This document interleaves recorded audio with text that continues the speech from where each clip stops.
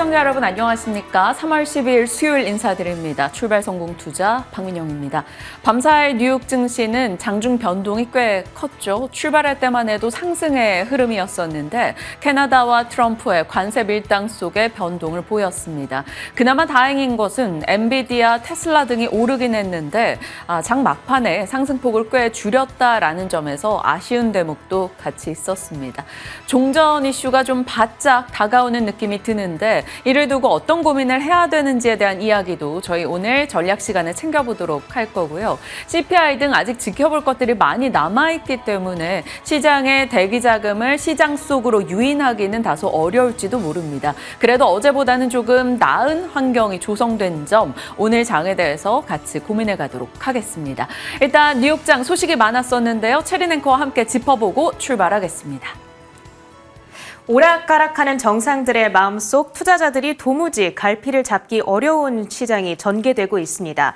간밤에도 뉴욕 증시는 관세와 관련해서 시시각각 업데이트되는 뉴스들을 주시하면서 장중에 변동성을 나타냈는데요. 나스닥 지수가 결국에는 약보한 마감, S&P 500 지수는 0.8%의 하락권에서 거래를 마쳤습니다. 관세와 관련해서 뉴스가 참 많았습니다. 일단 캐나다 온타리오주가 미국 수출 전력의 25%의 수출세를 부과하겠다. 먼저 얘기를 하자 트럼프 대통령은 그러면 우리는 너네 철강 알루미늄의 25%가 아니라 내일부터 50% 관세를 부과하겠다고 밝힌 겁니다. 하지만 이후 캐나다가 먼저 철회하자 트럼프 대통령 역시도 이를 철회하는 시시각각 참 많은 뉴스들이 업데이트가 됐었습니다. 시장에서는 이러한 일련의 모든 뉴스들이요 불확실성으로 해석이 됐습니다. 장중 지수 반등에 결정적인 계기가 됐던 것은 우크라이나가 30일 휴전안을 수용했다라는 뉴스, 그와 더불어 어제 급락에 따른 저가 매수세였는데 시장에서는 후자보다는 이 전자의 무게의 중심을 더 실는 모습이었습니다. 한 가지 다행스러운 것은요, 간밤 발표된 노동지표가 양호했다라는 점이었습니다. 노동부가 이 졸츠 구인이직 보고서를 발표했는데 1월 구인 건수가 774만 건, 시장 예상치를 안정적으로 웃돌면서 최근 불거지는 경기 침체 우려를 그래도 조금 잠재웠습니다.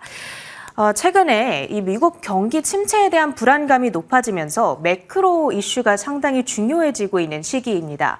그러다 보니까 이제 당분간은 월가 IB들이 증시를 어떻게 전망하는지에 대한 목소리를 좀 많이 이 시간 챙겨드리도록 노력을 할 건데요. 간밤에는 시티 측에서 미국 주식에 대한 투자 등급을 하향 조정하는 이슈가 나왔습니다. 상당히 오래간만에 이런 분위기가 나오는 건데 이 시티그룹의 더크빌러 전략가 팀입니다. 미국 예외주의가 잠시 멈췄다는 것이 분명해졌다라는 의견이었습니다. 크게 두 가지 약세 신호가 포착되고 있다는 건데요. S&P 500 지수 어제 200일 이동평균선 이탈이 나타났다는 점, 그리고 지난 2년간 미국 증시를 주도해왔던 M7 기업들 가운데 4종목이 최소 5일간 하락세를 지속해왔다. 이 두 가지 부분, 이에 따라서 투자 의견을 기존의 비중 확대해서 중립으로 하향 조정을 했습니다. 단 여기서 주의해야 할 점은 이 중립이라는 입장은 앞으로 3에서 6개월 정도의 단기적인 기간 동안에만 유지를 한다라는 것이고요. AI 버블, 더 큰 그림에서는 아직 끝나지 않았다. AI 테마가 유지되는 한 미국은 중국과 함께 선두 주자로 자리매김을 할 수 있을 거라는 의견이 되겠습니다. 이와 함께 중국 주식에 대한 투자 의견은 비중 확대로 상향 조정했다는 점 역시도 체크를 해볼 수가 있었는데요. 중국 주식들이 최근에 많이 올랐음에도 불구하고 AI 테마 자체의 밸류에이션이 글로벌 다른 증시에 비해서는 여전히 낮다는 점까지 주목을 해보시면 좋겠습니다. 히트맵을 열어서 전반적인 섹터와 종목별 분위기도 확인해 보시죠. 한마디로 정리했을 때 회복 탄력성이 약했다, 이렇게 볼 수 있겠습니다. M7 종목들의 반등 여부가 중요했던 하루였습니다. 이들이 올라줘야 시장도 오를 수가 있었는데 그들의 이 상승률이 시장이 지나면서 둔화하거나 또 낙폭은 확대되는 움직임이 포착이 됐습니다. 아마존과 애플을 제외하고는 그래도 대체적으로 상승세를 나타냈는데요. 엔비디아와 브로드컴이 1%, 3%의 상승으로 진행이 됐습니다. 그리고 다소 실망스러운 실적 결과를 발표했던 오라클이 3%의 하락으로 진행됐습니다. 애플의 3% 급락이 가장 부담이 되는 지점이었습니다. 그리고 테슬라는 어제 15%의 급락에 비하면 조금 아쉬운 반등이었죠. 3.8%의 플러스권에서 거래를 마쳤고요. 그 밖의 특징주들을 보신다면 통신사인 버라이즌 그리고 델타 항공 등이 아쉬운 실적 가이던스의 급락세를 나타냈습니다. 이 델타 항공이 여행 항공 수요가 감소하고 있다라고 얘기를 했는데 그러자 디즈니라든지 에어비앤비 등의 기타 여행 관련주들도 하락세를 나타냈고요. 또 한 가지의 특징은 이쪽에 위치한 전력망 기업들, 이 캐나다가 전기 할증을 올리겠다라고 발표를 하자 반사이익을 받아가지 않을까라는 기대감 속에 급등을 했다라는 부분입니다. 철회를 했음에도 그 상승폭이 유지됐는데요. 관련해서 봐야 할 국내 종목들은 잠시 후 민영 앵커가 정리를 해드립니다. 그 밖에 뉴욕장 특징주들 조금 더 보시죠. 엔비디아의 상승 요인 두 가지로 크게 꼽아볼 수가 있을 텐데요.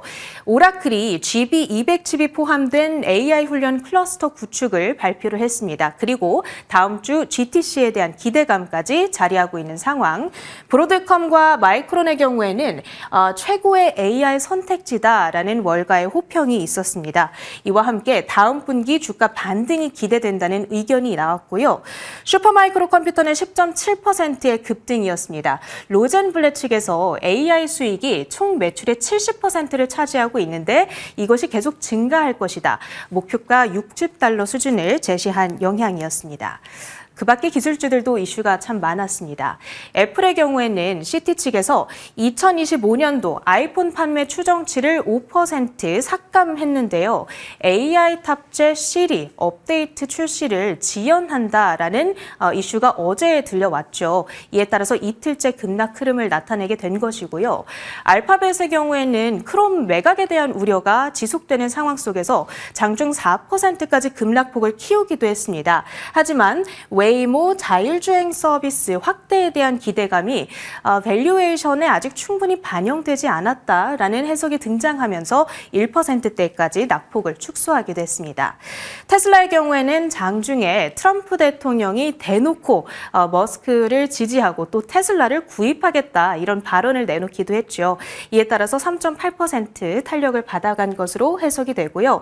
마지막으로 중국 전기차 기업이죠. 샤오펑은 인간형 로봇에 투자한다는 발표 이후에 15% 가까이 급등하기도 했습니다.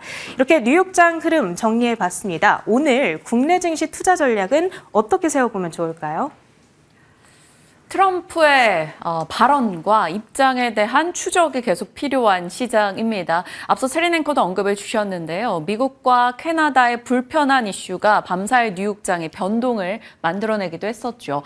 캐나다 온타리오주, 여기에서 이제 미네소타나 뉴욕 등의 전력 일부를 공급하는데요. 캐나다 온타리오주가 미국 수출 전력에 25% 관세를 부과하겠다라는 입장을 밝히기도 했습니다. 그와 더불어서 트럼프 측에서는 너희가 그렇게 한다면 우리는 철강 관세 50%까지 올릴 거야 라고 이야기를 했죠. 관세를 내리지 않는다면 캐나다의 자동차 제조업을 영구적으로 무너뜨려버리겠다라고도 이야기했습니다. JP모건이나 시티 등에서는 이에 대해서 경기 침체 우려가 있다. 증시의 비중 확대가 아닌 중립 의견으로 하향 조정하는 모습까지 나타나기도 했습니다.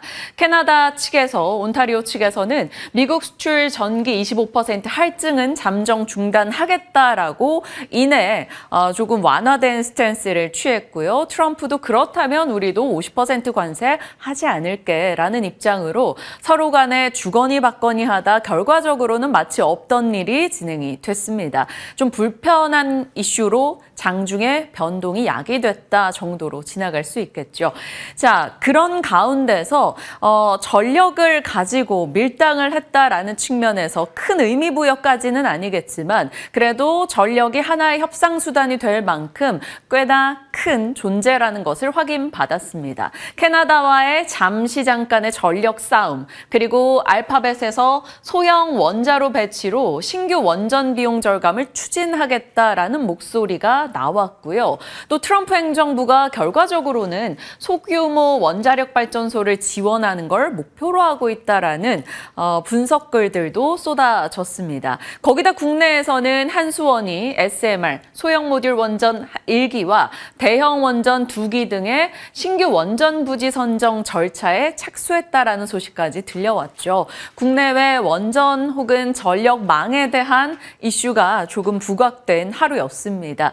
일단 밤사이 미국에서는 원전주들이 일어섰는데요. 뉴스케일 파워 실적 좋게 내놓고도 크게 반응을 못했었죠. 시장 분위기 때문에. 일단 10% 오늘 시간차를 두고 올라섰습니다. 오클로나, 탈렌 에너지, 비스트라 에너지와 같은 미국 원자력 관련한 종목들의 강세에 있었고요. 우라늄도 같이 뛰었습니다. 유어 에너지, 우라늄 에너지, 에너지 퓨얼스 등의 종목들이 상승세였는데요.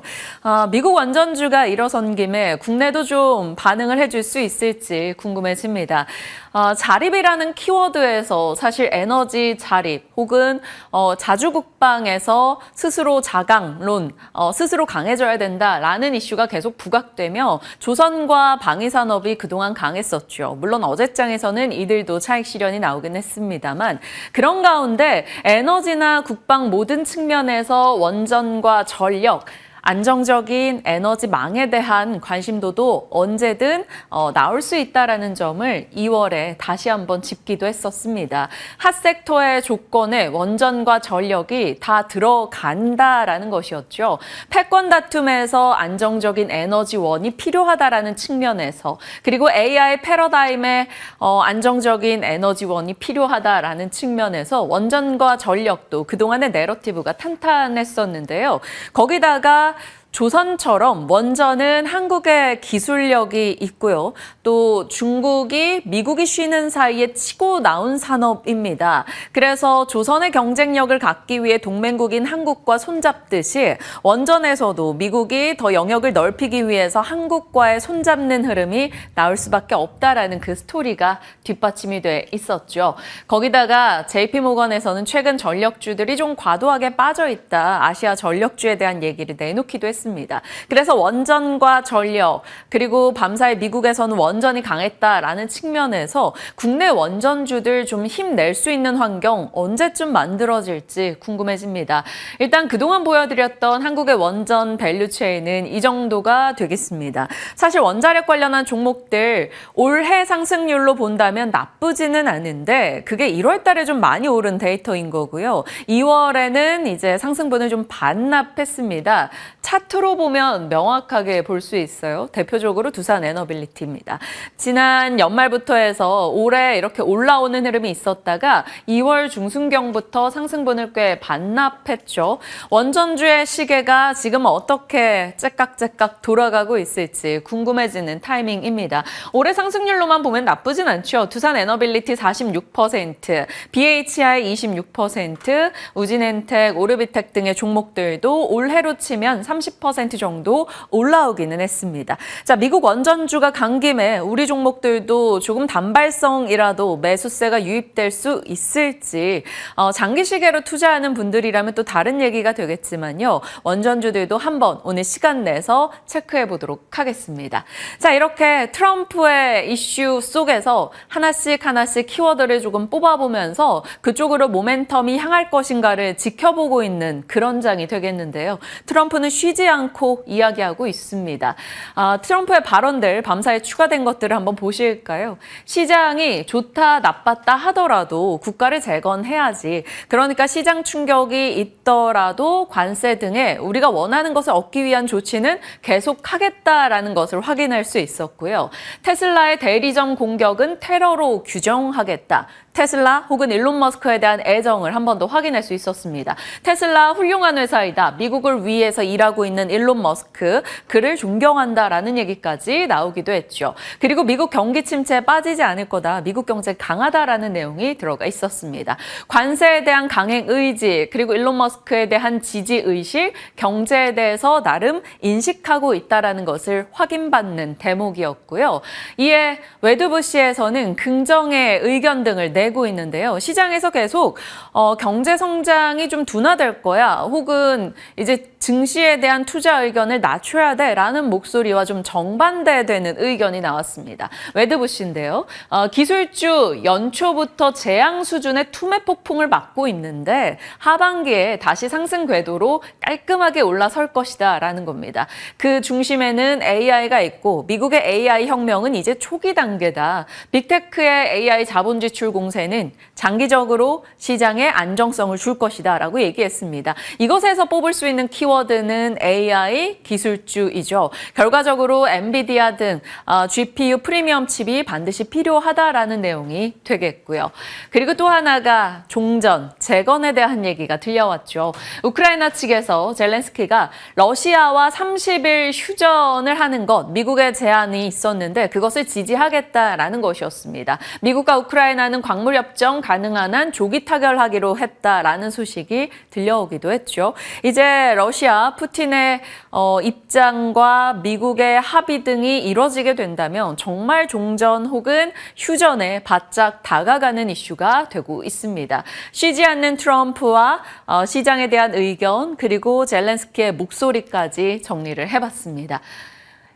자, 젤렌스키의 사과는 재건으로 이어질 수 있을 것인가? 얼마 전에 이제 2월 28일 미우 파국의 회담 이슈 이후에 젤렌스키의 사과가 있었고 그 뒤로 재건에 대한 기대감이 오락가락했었죠. 일단 이번에 재건 이슈가 조금은 더 부각됐던 오늘이었기 때문에 재건 관련주들 다시 한 번 더 표로 전해드립니다.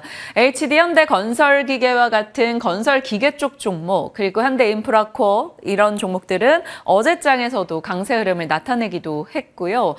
철도나 모듈러 혹은 전력망 쪽도 또 식량 부분에서 우크라이나 지분 갖고 있는 포스코 인터내셔널 등도 재건으로 한 번씩 뉴스가 나오고 있긴 합니다. 오늘 아침 IBK 투자증권에서는 제일일렉트릭에 대해서 긍정적인 하반기 해외 모멘텀이 가시화될 것이다 라는 보고서를 내기도 했으니까요. 이런 부분 참고해 주시길 바랍니다. 자, 밤사이 들려왔던 소식들에 대한 점검이었고요. 시장에 정말 강하게 베팅하기가 어려운 것은 아직까지 보고 가야 될 것들이 많이 남아있기 때문입니다. 오늘 밤에 이제 CPI 발표되겠죠. 트럼프의 철강 알루미늄 관세 부과 이슈 오늘이고요. 미국과 우크라이나 사우디 회담 9시간 정도 진행된다고 하는데 얼추 여기서 나오는 내용들은 거의 다 밤사이 전달이 됐습니다. 그리고 13일 내일이면 한국의 선물옵션 동시 만기일이기도 하고요. 상법 개정안 관련한 이슈도 있고요. 헌법재판소 관련 일정도 다음 주까지는 계속해서 변수로 작용하게 될 겁니다. 거기다 우리가 주목해야 되는 것은 엔비디아 GTC 일정, HLB FDA 결정 이슈, 그리고 나델라 마이크로소프트 CEO의 방한 이슈 등까지 점검해야겠죠. 어제는 이제 이 나델라 방한과 함께 LG전자 이슈가 같이 협력을 좀 진하게 하지 않겠느냐라는 기대감이 나오면서 LG전자 주가가 올라가는 흐름도 있었습니다. 갑자기 마이크로소프트 이슈가 붙으면서 어제장 강한 상승을 나타내기도 했었는데요. 이런 일정 속에서 움직이는 종목들, 단기적인 시세일지 아니면 장기적인 방향일지에 대한 점검은 각각 판단해 보시길 바랍니다. 일정까지 짚어봤고요. 어제도 이러한 내용을 고스란히 반영하면서 우리 장은 하락이었죠. 미국 장이 전 거래일 기준으로 4% 나스닥이 빠지는 흐름이 있었다 보니 경기 침체 우려가 더해지다 보니 아시아 증시 전반적으로 함께 떨어졌습니다. 그나마 코스피는 장중에 보시면 이렇게 낙폭을 줄이면서 거래를 마쳤는데요. 3%까지 빠지다가 낙폭 줄여 1%대 하락으로 끝났습니다. 그럼에도 불구하고 24개 업종이 다 떨어졌었고요. 조선과 방산 등의 산업재에서 차익 실현 움직임이 있었고 반도체에서 일부 조금 방어하는 흐름이 나오기도 했습니다. 코스닥 쪽은 그 전거래일 기준 테슬라가 15% 급락했기 때문에 2차 전지의 하락이 좀 있었고요. 있었고요. 바이오나 로봇 등이 힘을 내면서 지수 하락을 좀 방어했다. 이렇게 볼 수 있겠습니다. 자, 낙폭 축소의 이유는 어제 국내장에서 이제 트럼프의 수습 코멘트가 있었죠. 월가 인사들과 만날 거다라는 얘기와 테슬라 차를 구매할 거야라고 얘기한 점, 시장을 의식하고 있는 트럼프라고 인식이 되면서 지수가 낙폭을 좀 줄였습니다. 그리고 과매도권에 진입했다라는 분석 속에 기술적 반등이 나오지 않겠는가라는 게 미국과 국내에 대한 공통된 기대였는데요. 일단 밤사이 미국은 변동을 좀 키워나갔죠. 우리도 뚜렷하게 강력 베팅하기 어려운 건 앞서 말씀드린 대로 CPI나 만기일 그런 정치적 불확실성까지 아직까지 넘어야 될 고개들이 많이 있기 때문입니다. 시장은 불안하죠. 거기다가 수급 규모도 조금 줄어들었습니다. 그러니까 한 군데에서 이렇게 진득하니 앉아서 기다리기에는 뭔가 확신이 부족한 장입니다. 그래서 자금이 빠르게 순환하고 있는데요. 강한 순환매로 특정 섹터가 막 끌고 가고 한동안 끌고 갔다 다른 섹터로 가고 이게 아니라 하루 여기, 하루 저기 이렇게 작은 순환매가 돌고 있다라고 볼 수 있겠습니다. 어제는 조선 방산이 차익 실현이 있었다면 일부 반도체와 유리기판 로봇 등이 올라섰는데 각각이 안고 있던 이슈는 이러했습니다. 일단 로봇 쪽은 시간차 공격이었죠. 그 전거래일 3월 10일 현대차 로봇 계열사인 보스턴 다이내믹스가 아틀라스 연내 이제 공정 투입한다라는 소식이 있었죠. 이런 소식이 나올 때는 현대차, 보스턴 다이내믹스 하면 공식적으로 클로봇 이렇게 해서 시장이 반응을 보이는데 어제는 이제 중국 업체들도 클로봇에 관심을 두고 있다 이런 뉴스까지 더해지며 14% 올라갔습니다. 그리고 레인보우 로보틱스가 T로보틱스와 이제 로봇 사업한다라는 이슈 속에 T로보틱스가 급등하는 흐름 있기도 했는데요. 로봇에 대한 이슈는 잠시 후 미나 앵커가 자세히 더 짚어주시겠습니다. 그리고 유리기판이 어제 강했죠. 조금은 쉬어가는 느낌이 들다가도 한 번씩 이렇게 시세를 보여주기 때문에 유리기판에 관심 놓기가 참 어렵습니다. 자, 삼성전자 쪽의 유리기판 이슈가 최근에 부각됐다가 또 삼성전기가 유리기판 시생산이 임박했다라는 뉴스가 어제 들려왔죠. 이게 참 타이밍이라는 게 신기한 건 엔비디아 일정이 얼마 남지 않은 가운데서 이런 뉴스가 나왔다라는 겁니다. 엔비디아 이제 기술자 회의가 얼마 안 남았죠. 거기서 이제 젠슨 왕이 블랙웰 발효를 잡는데 유리기판 이런 얘기를 꺼내주지 않을까라는 기대감 등도 일부 등장을 하고 있습니다. 그래서 어제장에 이제 이 뉴스와 함께 삼성전기 그리고 피롭틱스 등의 종목들이 강하게 올라갔고요. JNTC 같은 경우는 최근에 실적 이슈로 인해서 조금 다른 종목 대비 약한 흐름이 나오고 있다. 종목별로도 약간의 차별점은 있었다라고 볼 수 있겠습니다. 그리고 반도체 쪽이요. 마이크로소프트와 LG전자 이슈도 있었지만 한국의 액침 냉각 국제 표준화에 나선다라는 보도도 있었고요. 어제 전달드린 대로 샌디스크의 낸드 가격 인상과 DDR5의 가격 반등이 나오고 있다라는 점, 레거시 반도체의 모멘텀이 좀 더해진다라는 점에서 레거시 쪽의 이제 종목들 조금 더 강하게 올라가는 모습이 있기도 했고요. 또 하나가 바로 두산이었습니다. 동박 적층판인 CCL 수출 데이터가 좋았다라는 측면에서 두산과 파미셀이 올라갔는데 이 이슈를 좀 자세히 살펴보도록 하겠습니다. 제목이 엔비디아 그리고 두산과 파미셀이죠. 엔비디아의 GPU에는요. 이 CCL이라는 동박 적층판으로 만들어진 기판이 들어갑니다. 이 동박 적층판은 중간에 접착제 역할을 하는 파미셀의 이 핵심 소재인 레진과 경화제가 켜켜이 들어가고 이제 CCL이 그에 딱 붙어가지고 기판으로 만들어져서 들어가게 됩니다. 그런 측면에서 엔비디아, 두산, 파미셀이 어찌 보면 연결된다라고 볼 수 있겠죠. 그러면 두산의 이 동박 적층판 CCL을 좀 살펴보죠. 얇은 구리 방막입니다. PCB의 핵심 소재로서 전기 전달을 하는데 역할을 하고 있죠. 반도체용 패키지, 고급 CCL 기판, 글로벌 1위 부분이 바로 두산의 반도체 사업부이고요. 서버나 데이터 센터용 고성능 PCB에도 이제 CCR이 들어가게 됩니다. 주요 고객사가 엔비디아, 인텔, AMD, 삼성전자, SK 하이닉스 등이 되겠죠.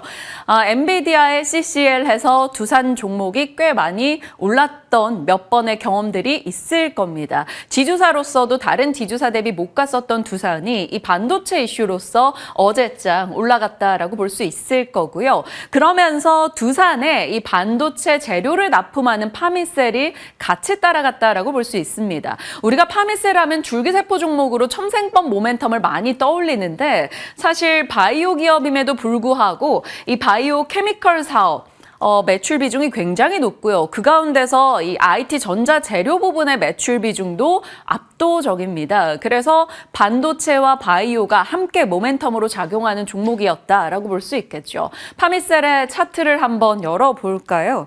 한 4년여 동안 참 힘든 흐름을 나타냈습니다. 2021년에도 24% 빠지고 22년에 13%, 3년도에도 46%. 계속해서 4년여 동안 주가 하락을 나타내다가요. 작년부터 조금 분위기가 달라졌죠. 작년 연말에 힘을 내면서 올해까지도 좋은 상승세를 이어가고 있습니다.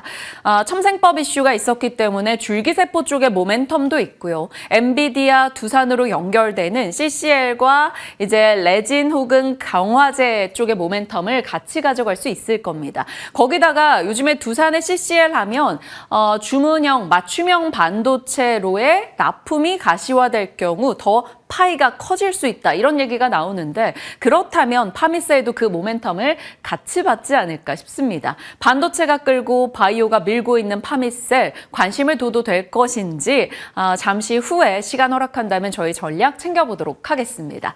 자, 시장은 이렇게 여러 이슈 등이 조금 불확실성을 갖고 다가오다 보니까 수출 데이터 혹은 실적 아니면 수주 공시에 굉장히 민감하게 반응을 합니다.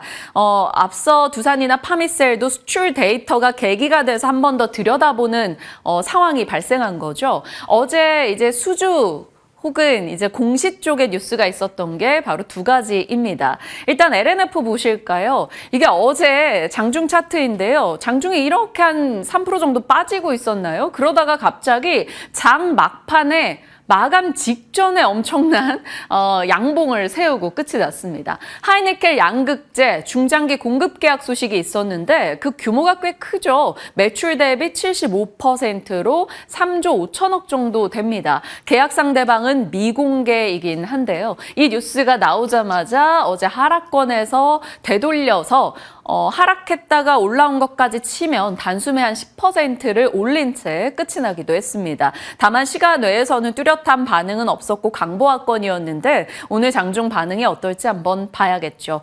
그리고 오후 6시경에 나온 게 바로 동성화인텍의 실적 데이터였습니다. 매출액 보시면 영업이익 보시면 모두 예상치보다 높게 나왔다는 것을 확인할 수가 있죠. 본행제 납품이 증가한 점 거기다가 설비 증설과 경비 절감 노력이 있었다 라고 합니다. 올해 안 그래도 조선의 시세에 같이 가며 주가가 50% 정도 올라와 있었던 동성화인텍인데요.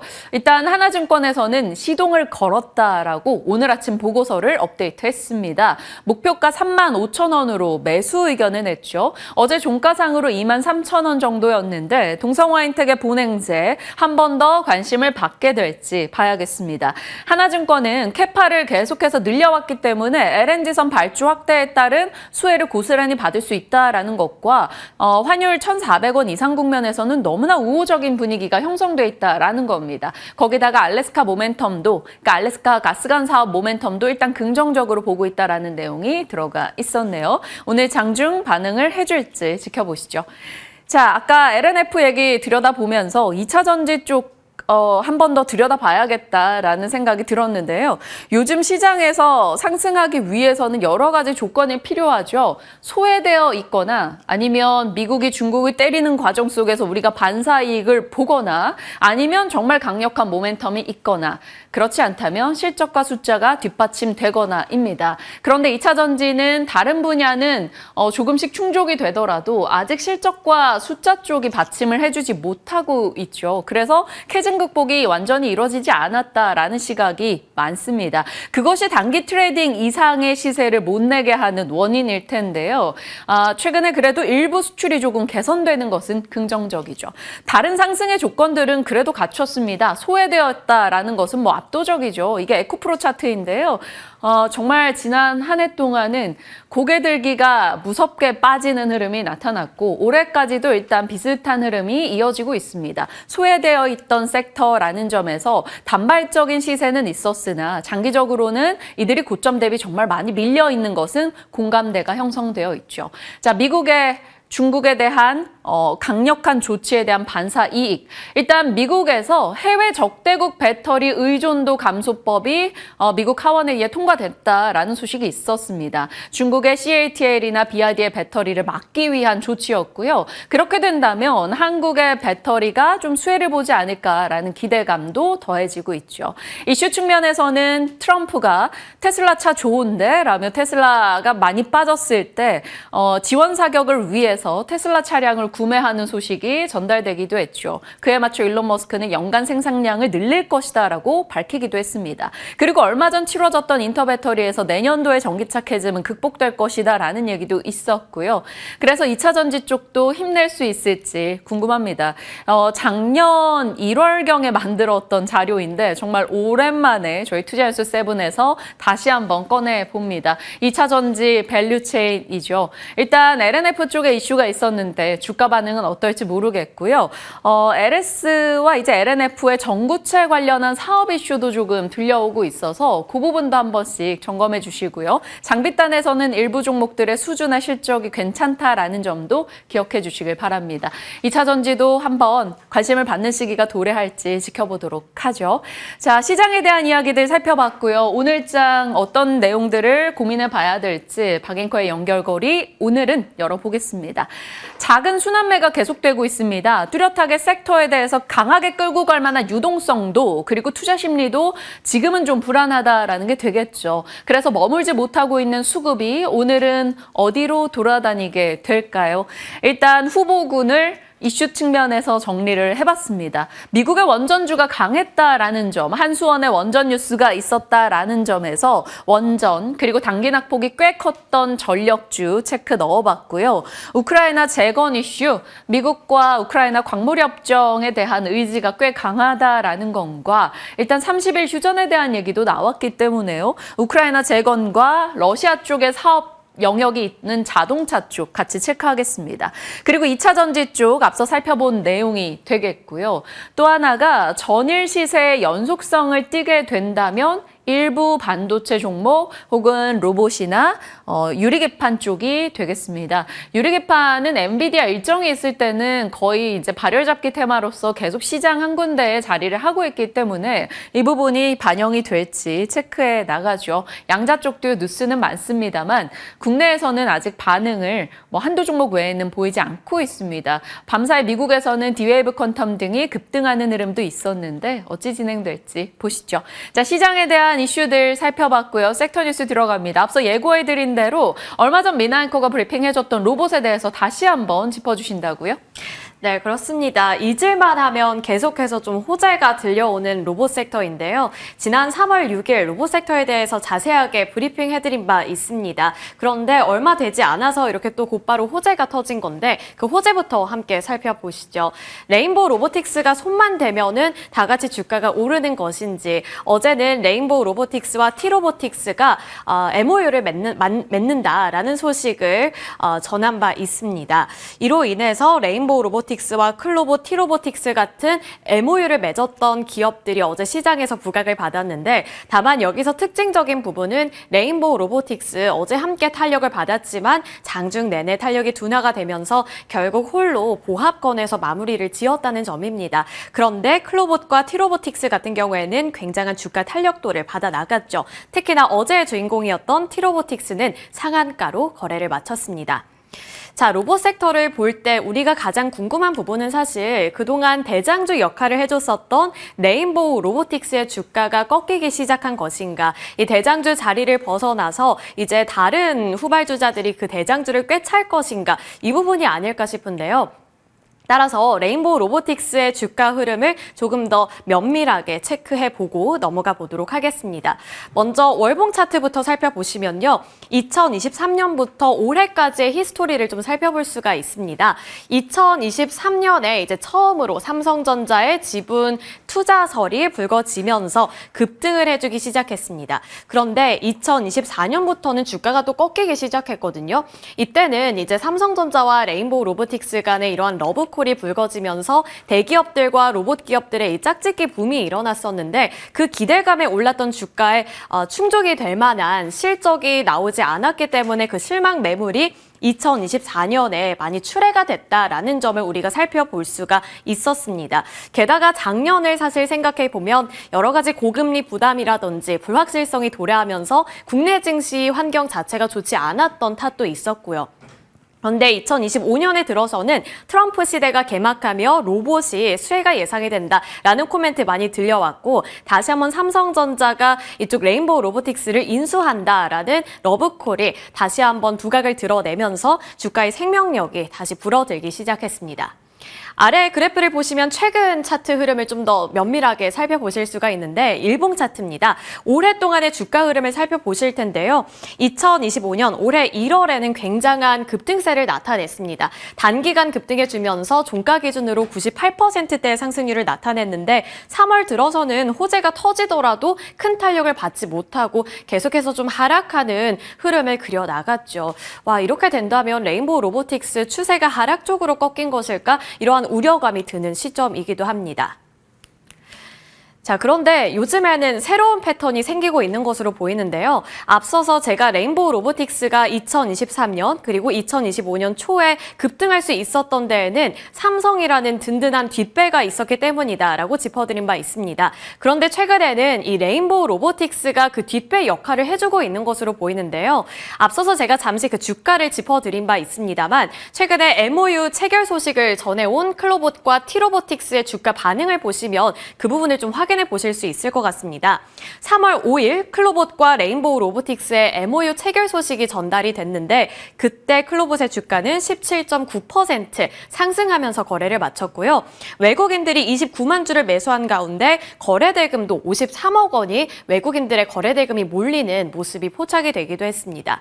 그리고 어제 이 호재를 전달했었던 T로보틱스 같은 경우에도 상한가를 기록한 데 이어 외국인들 11만 주를 매수했고요. 거래대금 14억 원이 몰렸습니다. 물론 어제는 조금 악재가 미국에서 번지게 되면서 투자 심리 자체가 조금 위축된 영향도 있었지만 그럼에도 불구하고 T로보틱스의 주가 상한가를 기록했다는 점도 굉장히 좀 특이점이라고 볼 수가 있겠죠. 외국인도 함께 매수를 해줬고요. 자, 그러면 클로봇과 T로보틱스의 주가 흐름도 한번 비교를 해볼까요? 올해의 그래프입니다. 노란색이 T로보틱스이고요. 빨간색이 클로봇인데 클로봇이 사실 조금 더 먼저 출발하기는 했습니다. 올해 2월부터 레인보우 로보틱스의 바통 터치를 받으면서 주가가 급등을 해줬으니까요. 그리고 이 T로보틱스 같은 경우에는 조금 횡보하는 흐름 가져가 주다가 3월부터 고개를 들기 시작했다는 점에서 이 두 기업들 중에 누가 더 큰 상승 여력을 갖고 있는가 이 부분도 하나의 관전 포인트가 될 것 같습니다. 자, 이렇게 두 가지 기업들이 모두 다 레인보우 로보틱스의 러브콜을 받았고 이 삼성을 업은 레인보우 로보틱스를 업은 클로봇과 T로보틱스라면 그 안에서 어떤 기업이 조금 더 유망해 보일까요? 사실 이 두 기업을 모두 다 매수할 수 있다면 좋겠지만 현실적으로 그게 좀 불가능하잖아요. 그래서 이 두 가지 종목들을 좀 전격 비교해 봤습니다. 먼저 클로봇부터 살펴보시죠. 클로봇은 많이들 아시겠지만 로봇의 두뇌에 해당하는 소프트웨어를 개발하는 기업이고요. 이 범용 자율주행 AMR 기술을 보유하고 있는데 이 부분이 부각을 받으면서 레인보우 로보틱스의 러브콜을 받게 된 겁니다. 그리고 삼성전자, LG전자, 보스턴 다이내믹스 등 국내외 글로벌 로봇 기업들의 러브콜을 받고 있다는 점도 우리가 주목해 볼 만한 포인트가 될 것 같고요. 또 한 가지 호재 어제도 터졌었죠. 이 보스턴 다이내믹스와의 관계가 부각이 되고 있는 상황 속에서 사족 보행 로봇 스팟에 대한 최종 사업 수행자로 선정이 됐고 인천공항에 납품을 한다라는 설도 불거지고 있기 때문에 이 부분도 계속해서 좀 체크해 봐야 하는 이슈인 것 같습니다. 클로봇에 대해서 신한투자증권의 코멘트도 함께 살펴보시면요.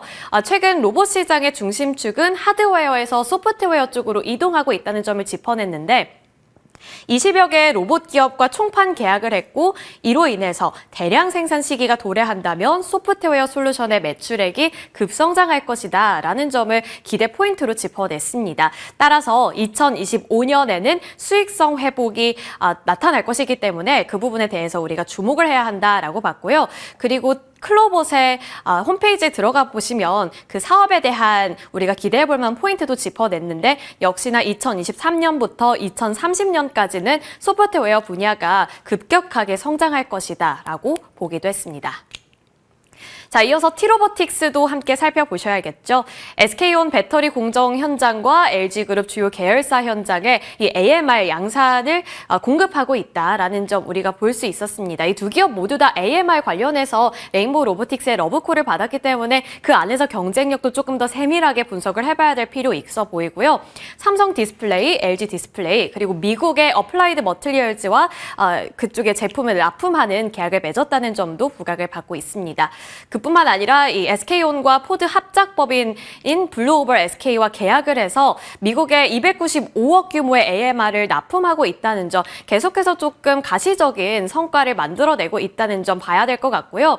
로봇업계 관계자들은 국내 일부 대기업들이 중국 AMR 제품을 도입 중인데 미국의 관세 문제와 맞물리게 되면서 AMR 로봇 시장의 무게추가 중국에서 한국으로 기울고 있는 중이다. 그래서 T-로보틱스의 호기가 예상이 된다라는 코멘트를 또 공언한 바 있습니다. NH투자증권에서도 북미 지역 내 레퍼런스 확대에 따른 북미 현지 소재 중국 업체양 신규 수주도 기대 요인이다라고 봤고요. 2025년 매출액 증가와 영업이익률 흑자 전환을 제시했습니다. 자, 이렇게 레인보우 로보틱스의 러브콜을 받은 두 가지 기업들에 대해서 분석을 해봤는데 여기까지만 보면 이 두 기업 중에 우리가 발빠르게 조금 선점을 해야 할 것 같다라는 생각이 드실 겁니다. 그런데 수급을 보니까 또 약간 헷갈리는 흐름을 제가 포착을 했거든요. 보시면 3월 달 사실 레인보우 로보틱스의 주가는 꺾인다고 말씀을 드렸는데 외국인들은 레인보우 로보틱스를 3월 동안 가장 많이 매수했습니다. 레인보우 로보틱스 390억 원 가까이 매수하는 모습을 나타냈고 또 전일장에서도 외국인들은 두 번째로 많이 매수한 종목이 레인보우 로보틱스였기 때문에 여기서 고민이 깊어지죠. 레인보우 로보틱스 꺾인 게 아니라 사실 외국인들은 다시 한번 상승을 예측하고 이렇게 담고 있는 것일까? 그렇다면 이 후발주자를 잡을 게 아니라 조금 더 기다려야 하는 것일까? 이 수급이 어떤 의미를 갖고 있는지 잠시 뒤 저희 방송 통해서 확인해 보시면 좋을 것 같습니다. 자, 로봇과 관련해서 사실 이 레인보우 로보틱스라든지 그 관련성을 갖고 있는 기업들이 아니더라도 경주마들은 많습니다. 그 다른 경주마들 우리가 어디서 대체안을 뽑아낼 수 있을까? 이 부분도 제가 좀 체크를 해봤는데요. 3월 6일 제가 액추에이터 강조하는 방송을 또 전해드린 바 있습니다. 삼성증권과 IM증권 이쪽에서 액추에이터가 이제부터 많이 활용이 될 것이다라고 전했다라는 점을 말씀을 드렸는데 이러한 논리가 계속될 수 있다면 우리가 어느 쪽을 봐야 할까? 이것도 고민 포인트가 되겠죠. 그리고 마찬가지로 지난 방송 때 바디 부품을 봐야 한다면서 중국과 경쟁을 할 때 우리가 관세에 대한 선점 우위를 가져갈 수 있다라면서 액추에이터를 강조해드린 바 있습니다. 그렇다면 결국 답은 액추에이터에서 찾아봐야 하는 것인지 최근에는 증권가에서 액추에이터를 또 한 번 강조하는 리포트 어제 내놨습니다. 하나증권에서 하이젠 R&M과 로보티즈에 대해서 새로운 내용을 또 전달을 했는데요. 일단 하이젠 R&M에서는 피지컬 AI가 부각이 되면서 액추에이터도 같이 성장할 것이다 라는 점을 예상하며 아직 우리가 눈여겨봐야 하는 섹터 하이젠 R&M 같은 이런 액추에이터 쪽이다 라고 강조를 했고요. 로보티즈 같은 경우에도 모든 로봇의 핵심 부품은 액추에이터라면서 로보티즈 전체 매출에 이 액추에이터가 대부분 차지하고 있다라는 점을 짚어냈습니다. LG전자와 협력 관계를 통해서 협동 로봇, 자율주행 로봇까지 계속해서 좀 중장기적인 수혜가 예상이 된다라는 점도 봤고요. 2025년 실적이 개선될 것이다. 그리고 그 안에서 특히나 액추에이터 부문의 30% 성장이 예상이 된다라고 봤습니다. 자, 결국 증권가에서 이렇게 액추에이터 부문을 크게 보고 있다면 또 두 기업 내에서 고르는 선택 장애가 생기죠.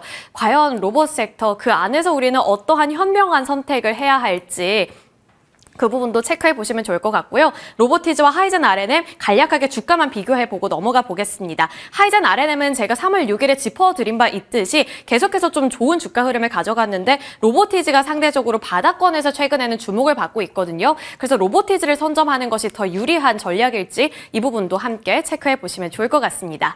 자, 추세가 변화되고 있는 것일지 아니면 로봇 섹터 내에서 그저 순환매가 돌고 있는 것일지 그 흐름을 먼저 잘 파악을 해야 그 안에서 현명한 선택을 해볼 수가 있겠죠. 로봇 섹터에 관심 갖고 계신 분들 후발주자는 어떤 종목이 될 수 있을지 저희 방송 통해서 함께 확인해 보시길 바랍니다.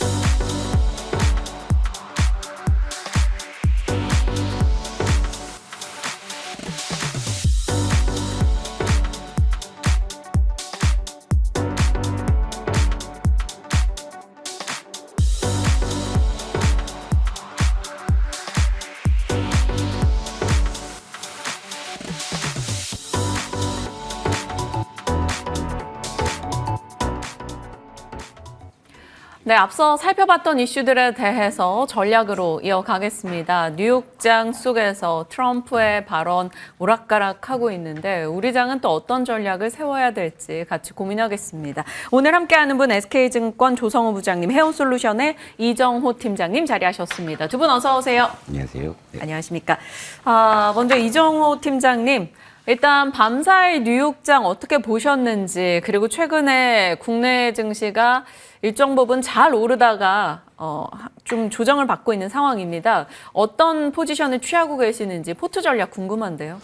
포트 전략으로 한다면 지금 현금 비중을 계속적으로 어느 정도 확대는 해야 된다라고 말씀을 해드리고 있어요. 그 이유는 미국이 좀 불안하다라고 하는 부분이 제일 큰데, 그거에 따라서 근데 미국 증시만 본다라고 한다면 너무 안 좋다라는 생각이 들 수 있겠지만, 국내 증시를 본다라고 한다면 생각보다 견조한 모습세가 나와주고 있다라고 생각하는 부분이 있기 때문에, 그런 불안감 속에 갑자기 국내 증시가 갑자기 하락을 한다면 그때 들어가기 위해서 현금 비중은 어느 정도 갖고 있어야 되지 않나라고 생각하는 부분이 제일 크고, 그거에 따라서 포트나 이런 부분을 봤을 때는 저는 기존에 잘 올라갔던 조선, 방산, 전력기기 이쪽 섹터가 좀 눈에 들어온다라고 생각이 들 정도로, 어떻게 보면 조정 끝나고 나서 반등이 나올 때도 기존에 올라갔던 힘 있는 종목들이 반등세가 올라갔던 경험이 있기 때문에 그런 부분 위주로 포트를 구성하고 있다라고 말씀을 해드리고 싶습니다. 네, 현금을 일정 부분 확보하고 있어야 되는 것이고, 조정 이후에는 기존의 강자였던 조선이나 방산, 로봇 등에서 추가적인 시세를 기대하고 있다라고 얘기해 주셨습니다.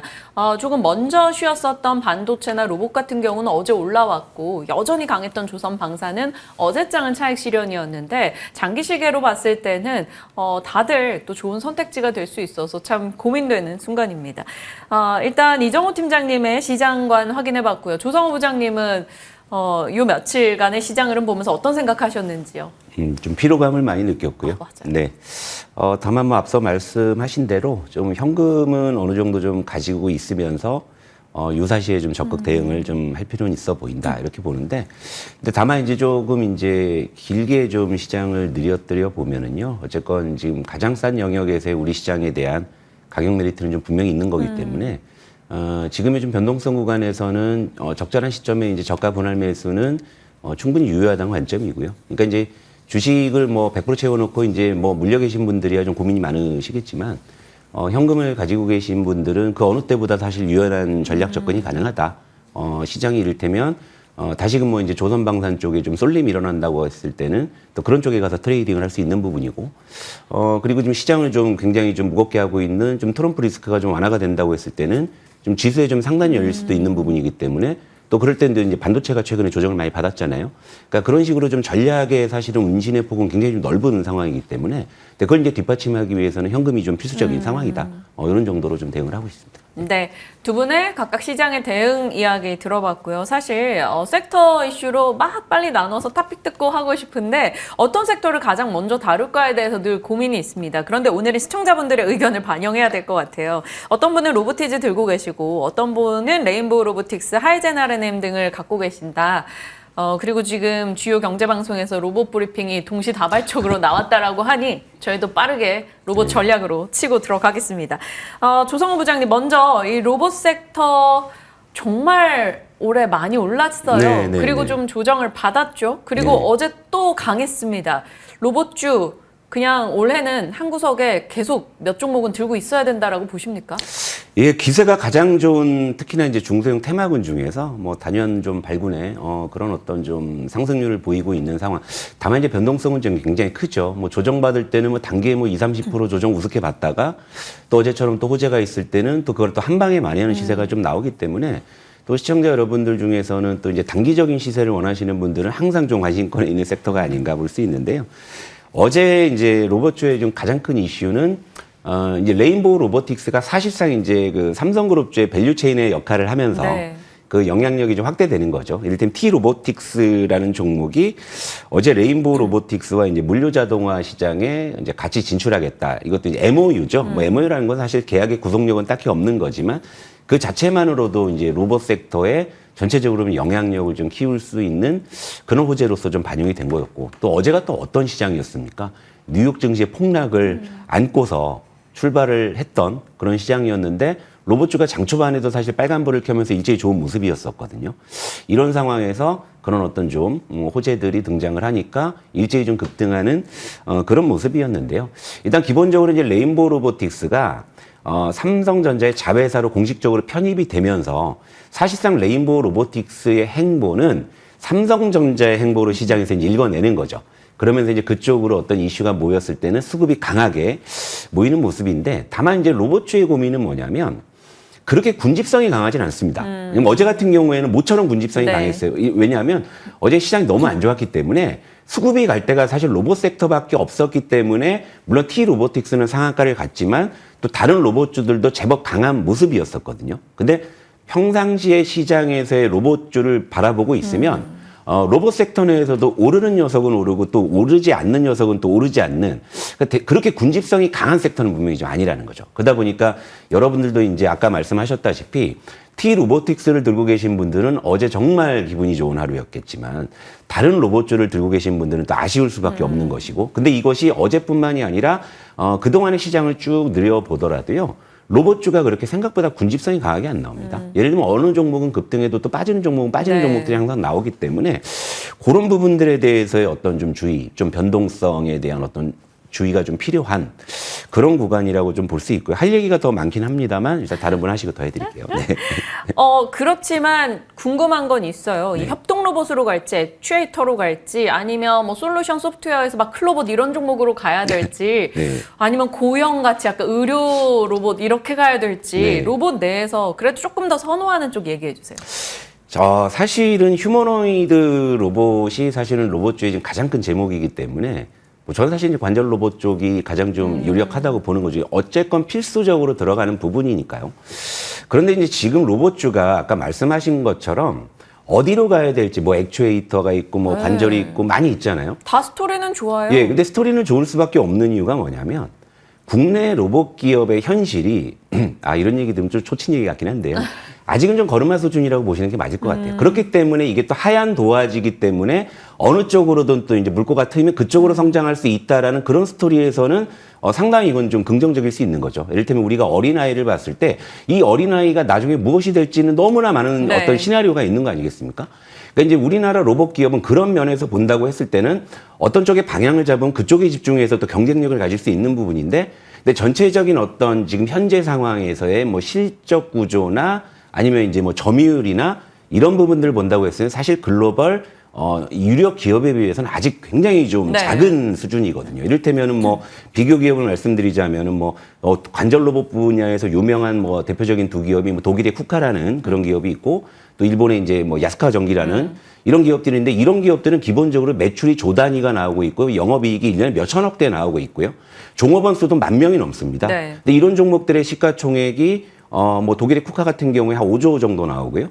그 일본의 야스카와 전기 같은 게 한 10조 정도 나오는데, 근데 반면에 우리 지금 레인보우 로보틱스가 6조 나오고 있죠. 6조 나오고 있는데 매출액은 200억대니까 아직 갈 길이 멀다. 그러니까 이제 현재 로봇주 같은 경우에는 당장의 어떤 실적 가시성보다는 아까 말씀하신 그런 어린아이를 볼 때는 어떠한 꿈이라도 꿀 수 있는 부분이고 어떠한 스토리를 붙일 수도 있는 부분이죠. 그러니까 그런 어떤 내러티브가 굉장히 좀 강한 섹터가 바로 로봇주기 때문에 지금 시점에서 뭐 우리나라 로봇 기업을 중심으로 봤을 때 어느 쪽 방향이 맞다라고 말씀드리는 건 굉장히 조심스러운 거고, 다만 이제 전체적으로 글로벌 어떤 로봇 시장의 확대를 봤을 때는 휴머노이드 쪽에 굉장히 좀 집중을 하고 있는 쪽이고, 그렇다면 역시 이제 관절 로봇 쪽이 가장 그래도 실적 가시성이 가장 먼저 부각되지 않을까, 이런 정도로 말씀드릴 수 있을 것 같아요. 네, 액추에이터, 감속기, 모듈 이런 쪽에서 관절의 키워드를 저희가 한번 갖고 봐야 되겠네요. 자, 해운솔루션의 이정호 팀장님은 로봇 섹터에 대한 지금에 대한 투자 포지션 혹은 그리고 집중해 본다면 어떤 종목이 좋은지 선택이 궁금합니다.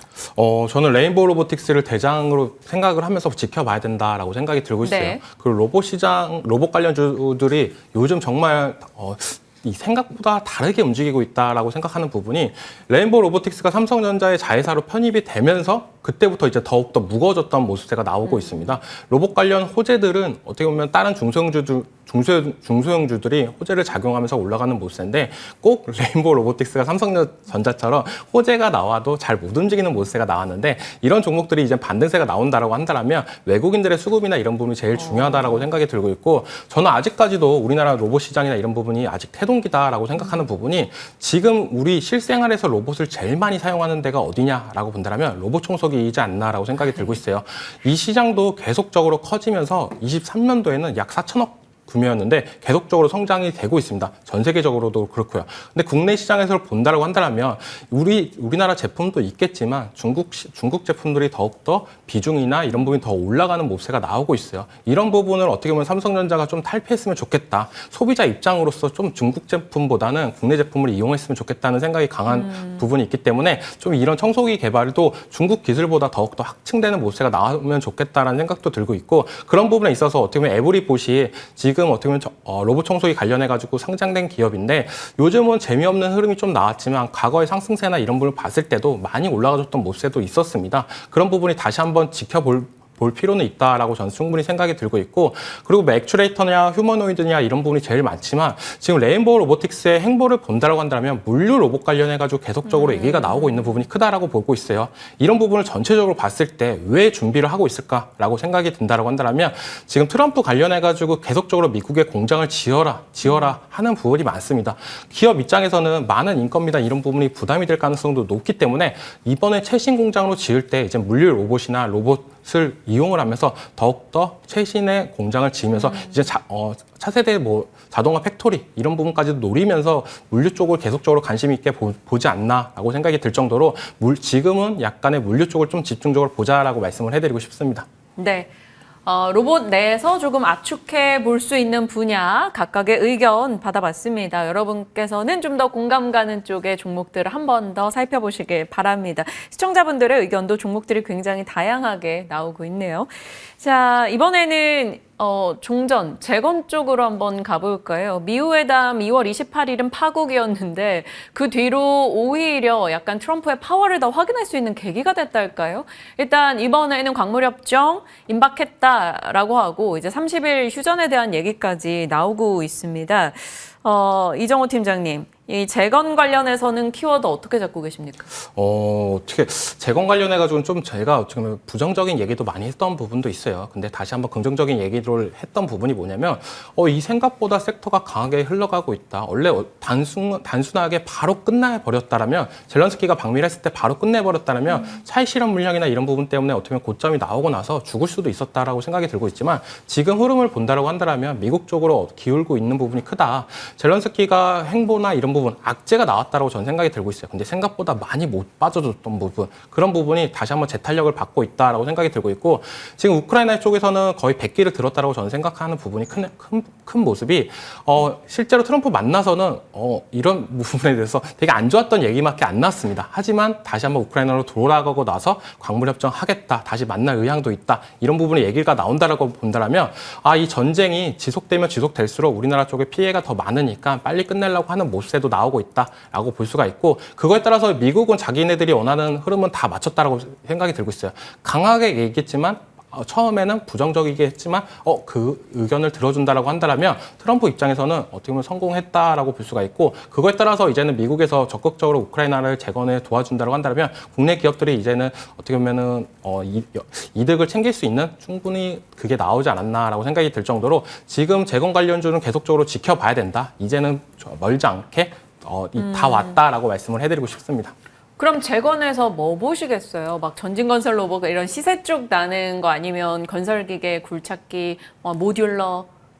저는 원래 현대코퍼레이션을 좀 더 얘기를 많이 해드렸어요. 우크라이나뿐만 아니라 러시아 쪽도 연관성이 있는 부분이기 때문에 이게 협상 관련해가지고 미국 쪽으로 치우치냐 아니면 러시아 쪽으로 치우치냐 이거에 따라서 재건 관련주들을 많이 양극 현상이 나올 가능성이 높기 때문에 양쪽에 수혜가 있는 현대코퍼레이션을 계속적으로 말씀해 드렸는데 근데 지금 같은 시점에서는 미국 쪽으로 손을 더 들어주는 게 낫지 않나라고 생각이 들고 있기 때문에 대형 건설기계사, HD 현대 인프라코어나 현대건설기계나 이런 종목들을 지켜보시는 게 낫지 않나라고 말씀을 해드리고 싶습니다. 네, 참고하겠습니다. 안 그래도 굴착기 쪽에서 중국에서 판매 데이터 좋았다라는 소식도 들려오고 있어서 이런 재건 혹은 중국 여러 키워드에서 건설 기계 대형주들을 봐야 되는지 고민되는 시점이네요. 조성호 부장님은 어떠세요? 재건에 대해서 이제 비슷한 의견이실까요? 그래서 재건 섹터에 대한 의견을 본다고 하면은 저는 사실 일단 거의 이제 종전이 가시화됐기 때문에 일단 시세 클라이막스는 좀 지나가는 구간이 아닌가. 그러니까 이제 과거만큼 좀 탄력이 있는 시세는 좀 이제는 조금 기대치를 낮춰야 되지 않나 이런 생각이고요. 다만 이제 일부 조금 종목별로 본다고 하면 아까 말씀하신 대로 건설기계 섹터 정도가 그래도 우크라이나 정글전과 별개로 좀 이제 자체적인 어떤 인프라 투자라든지 이런 쪽에 대한 모멘텀을 좀 지속하면서 실제 이제 실적들이 좋아지고 있는 부분들. 그러니까 다만 이제 테마군으로 움직이는 그런 종목들은 이제 서서히 조금은 이제 조금 이제 조심하셔야 되지 않나. 오히려 이제는 좀 정황상 우크라이나가 마무리되면 다음 순서가 어디냐라고 했을 때는 또 이제 북한으로 귀결될 수가 있기 때문에 차라리 이제 그런 테마주 좋아하신다면은 경협주를 지금 바닥에서 모아가시는 것도 오히려 좀 역발상이 아닌가 이런 생각이 들고 저는 사실 이제 이 우크라이나 이슈를 저는 조금 더 이제 넓게 보는 이유가 있습니다. 이건 뭐냐면 미국 정상회담이 얼마 전에 파국으로 치달은 다음에 다시금 지금 이제 협상이 재개가 되면서 조금 더 이제 진전된 모습들이 좀 보여지고 있는 상황이죠. 일단은 휴전부터 일단은 시작을 하자라는 쪽에서 양측이 공감대를 얻었다. 이런 부분인데 지금 최근에 이제 그 시장의 트럼프 리스크가 확대된 사실 계기가 그 정상회담이었다고 보거든요. 네. 두 정상이 막말을 거의 주고받으면서 치고받으면서 그 뒤로 이제 트럼프의 발언에 어떤 시장 영향력이 더 확대됐다고 보는 것이고 그러면서 이제 시장에서는 너무 극단적이고 일방적인 이 트럼프의 이 전략이 과연 이게 옳은 것이냐라는 그런 회의감도 있었고 그런 것들이 최근에 이제 미국 증시의 조정으로도 반영이 됐다고 보는 거거든요. 그러니까 결국에 이제 새롭게 이제 재개되는 이 어떤 종전 광물 협정에서 미국 쪽이 이전보다는 조금 이렇게 부드러운 스탠스로 가는지 전 그거 되게 중요하다고 봅니다. 그것은 뭐냐면 트럼프가 이제 앞으로 다른 나라와의 관세 전쟁을 할 때도 이미 지금 캐나다 쪽에 다시 재보복 관세 부과한다고 했다가 또 취소했잖아요. 근데 그 배경이 또 무엇이냐면 일기 때보다 상대국의 반발이 훨씬 강하다는 거죠. 그러니까 일기 때 전략이 지금 먹히지 않는 부분이기 때문에 트럼프의 어떤 이런 최근의 근래 어떤 돌발 어떤 언행이나 이런 부분들이 어떤 이제 다시금 종전 협상을 통해서 완화되는 것이 보일 것이냐, 그리고 캐나다의 어떤 지금 관세를 아침에 나온 뉴스잖아요. 다시 이제 취소한다라는 것들이 앞으로 또 이제 그 관세 전쟁에서 조금 더 완화된 스탠스가 나오느냐, 이것이 그 시장에는 또 트럼프 리스크의 완화 쪽으로 귀결이 될 수 있는 부분이기 때문에 단순히 이제 이 어떤 종전 협상을 가지고 재건주를 살까 말까보다 조금 더 폭넓게 보면 그런 쪽에서의 힌트도 있지 않나, 저는 이렇게 생각을 하고 있습니다. 네. 예. 트럼프의 조금 보드라워지는 태도 앞으로의 향방을 놓고 지켜보겠습니다. 재건에 대한 키워드에서 저희가 눈여겨볼 수 있는 내용들을 좀 뽑아봤고요. 이제 섹터 뉴스로 들어가 볼게요. 두 분께서 각각 좀 관심을 두고 혹은 코멘트가 필요한 섹터를 골라주세요라고 요청을 드렸는데 조성호 부장님이 이제 반도체 얘기해 주신다고 합니다. 반도체 쪽은 사실 엔비디아를 필두로 한 이제 AI 프리미엄 칩 진영은 약간의 흔들림이 있고 지금 낸드나 DDR5 가격 이슈로 봤을 때는 레거시 쪽의 모멘텀이 좀 쌓이고 있습니다. 반도체 지금의 키워드 어떻게 보고 계세요? 일단 연초에 반도체 쪽이 최근에 조정을 좀 많이 받았지만 연초에 굉장히 좀 강했던 섹터가 여러분들 아시다시피 반도체 설계 쪽, 레거시, 뭐 통칭해서 이제 온 디바이스 AI향 이쪽 섹터라고 하죠. 그런데 아니나 다를까 최근에 이제 드디어 DDR5의 이제 가격 반등이 일어난다는 것은 디바이스향 지금 이제 D램 수요가 증가한다라는 것을 의미하기 때문에 그리고 이제 지금 시장이 조정받기 직전에 반도체 쪽에서 가장 좀 시세가 굳건했던 쪽이 바로 이런 쪽이었죠. 하지만 최근에 이제 다시금 조금 더 뭐 유리기판이라든지 엔비디아 향을 먹고 사는 좀 그런 어떤 섹터들이 최근에 또 반등을 개시를 했다라는 거죠. 일단 뭐 다음 주에 뭐 엔비디아의 뭐 GTC 2025에서는 또 이제 다시금 이제 발열이 아마 좀 화두가 될 것 같아가지고요.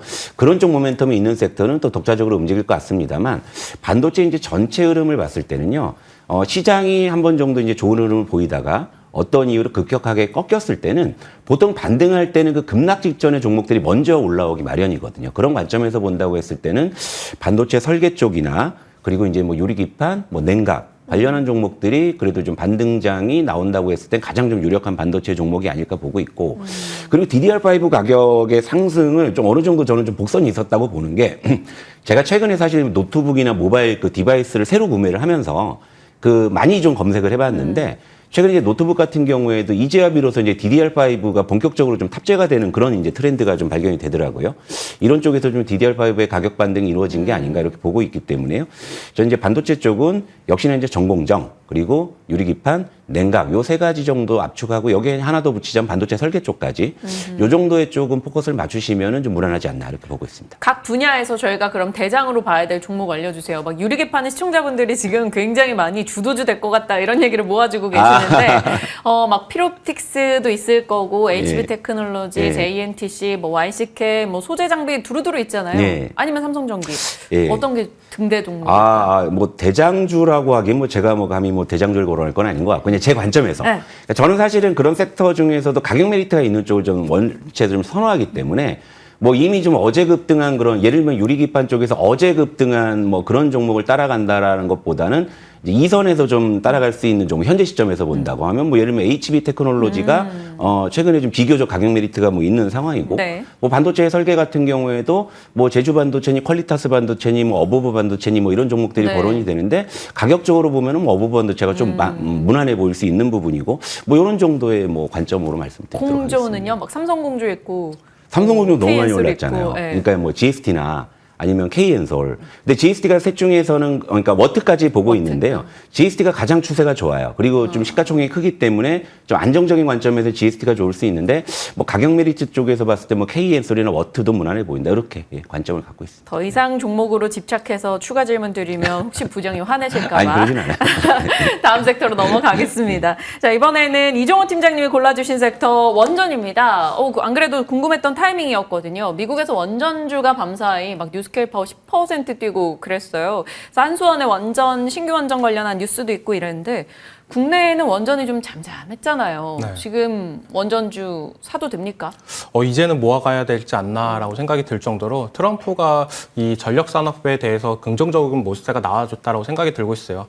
캐나다 쪽에서 어떻게 보면 미국의 전기 수요나 이런 부분이 그렇게 큰 비중을 차지하는 게 아닙니다. 근데도 이렇게 바로 얘기가 나오자마자 관세 폭격을 했던 부분, 그거에 따라서 뭐 캐나다도 바로 백기를 드는 모습세가 나왔지만 트럼프도 이제는 알 거다라고 생각이 들고 있어요. 이 전기 갖고 누군가가 나한테 태클을 건다고 한다면 우리가 심각한 상황이 올 수도 있겠구나라고 생각이 들면서 전력 관련해가지고 더욱더 긍정적인 모습은 나온다라고 생각이 들고 있고 전 일장에서도 미증시에서도 전력 관련 기업들, 원전 관련 기업들이 상승세나 이런 부분이 좋았습니다. 이때까지는 어떻게 보면 계속적인 하락세가 나와줬던 부분도 있었지만 이제는 조금 더 트럼프의 원전 관련 그리고 LNG 관련 이 발전소 관련해가지고 언급이 계속적으로 나올 가능성이 높기 때문에 좀 더 이쪽 섹터는 모아갈 필요는 있고 어떻게 보면 이번 연도 들어와서 1월 달에 상승세가 정말 좋았는데 2, 3월 달부터는 좀 안 좋았던 모습도 나왔어요. 전력기기 관련 섹터들이. 그런 부분을 엮여봤을 때 반도체랑도 큰 의미가 있다고 생각하는 부분이 있지만 지금은 어떻게 보면 AI 때문에 우리가 원전이나 발전소를 계속적으로 지어야 된다는 생각이었었지만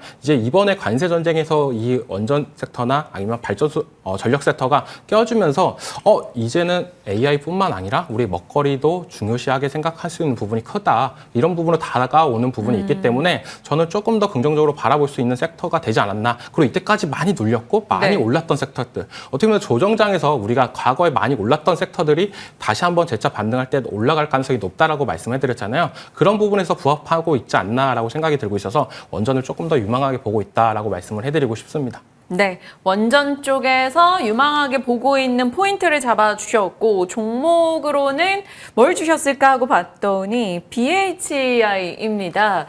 보통 이제 두산에너빌리티 BHI에서 선택지를 많이들 고민하시는 것 같더라고요.